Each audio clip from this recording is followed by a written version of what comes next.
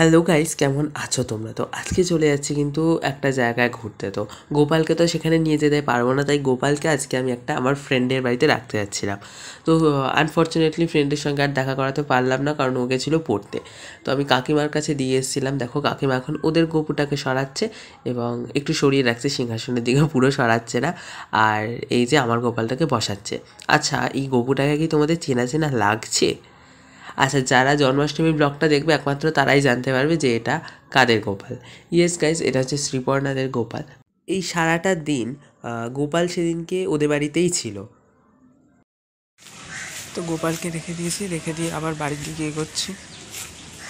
এখন বাড়িতে গিয়ে আবার শপিংয়ে বেরোতে হবে, পুজোর শপিং।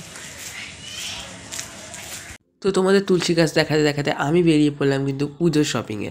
আর এই শপিং করতে গিয়ে আমার ঠান্ডা লেগে যা বাজে অবস্থা। এটা প্রতিবার হয় যে পুজোর আগে শপিং করতে গিয়ে আবার ঠান্ডা লাগবেই লাগবে।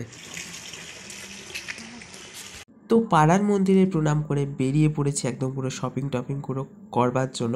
আর এই দেখো দূরে একটা নতুন প্যান্ডেল হচ্ছে, আর প্যান্ডেল দেখতে দেখতে উঠে পড়েছি একদম পুরো টোটোতে। আর জাস্ট এই ব্রিজটা দেখো কি অসাধারণ দেখতে, ব্রিজটা এখনও আনকমপ্লিট। আর কথা বলতে বলতে দেখো প্যান্ডেলেও পুরো চলে এসেছি। আর এইটা হচ্ছে স্টেশনের ভেতরটা। ট্রেন নাম্বার 13015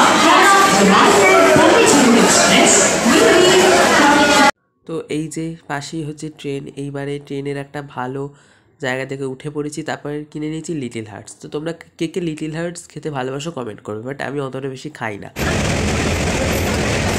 বাড়ি থেকে কিছু খেয়ে বেরোয়নি, তাই কচুরি আর মাজা খেয়ে নিলাম বাইরে বেরিয়ে।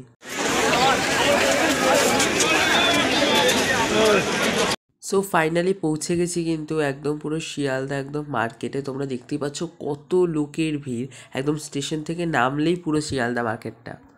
এইগুলো এইগুলো এইগুলো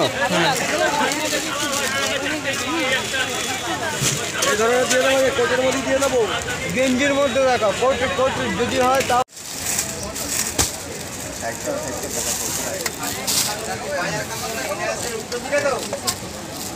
এই যে এই দোকানটা এখন তোমাদের সঙ্গে শেয়ার করছি, এই দোকানের দিদিটার আর ওনার বাবার এত ভালো বিহেভিয়ার্স, আমি তোমাদের কি বলবো। আমি তোমাদের শপের নামটাও দেখাচ্ছি। বেশি গুণগান করে ফেলেছে। সো এই দেখো দোকানটার নাম হচ্ছে গোপাল স্টোর। তো তোমরা কেউ যদি শিয়ালদা মার্কেট আসো তো অবশ্যই এখানে এসো, ওনাদের ব্যবহার খুব ভালো। আর এই দেখো 2-3টে দোকান ঘুরেও আমার পাঞ্জাবি আর কেনা হচ্ছে না। তো তারপরে চলে গেছিলাম একটা বোনের জন্য একটা দোকানে জামা কিনতে।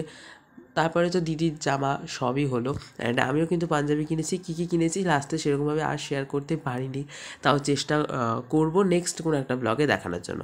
তো তারপরে বাড়ির সবার জন্য শাড়ি টাড়ি নিতে চলে এসেছি। এখানে শাড়ির কালেকশন সেরকম ভালো না থাকলেও মোটামুটি ছিল আর কি। ব্যাস ব্যাস ব্যাস, এই জায়গার সাউন্ডটা আমি তোমাদের একদমই শোনাতে চাইনি। এত আওয়াজ হচ্ছিল জায়গাটায়, আমি তোমাদের জাস্ট কি বলবো। আর এই দিনকে ফোনটা আমার এত সমস্যা করছিল না, ফোনে একটা পুরো ব্লারনেস চলে এসছে। আর এই দেখো গোপালের জামা কিনতে ঢুকে এই পুচকেটার সঙ্গে দেখা হয়ে গেছিলো, কি সুন্দর লাগছিল। আর ওকে দেখেই তো আমার গোপালের কথা মনে পড়ে গেল।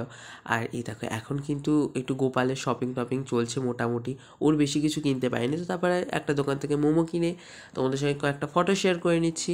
এই দেখো গোপালের এই জামাটা আমি কিনেছি। আর কেমন লাগলো আজকের ব্লগটা কমেন্টে জানিয়ে যেও। Bye bye.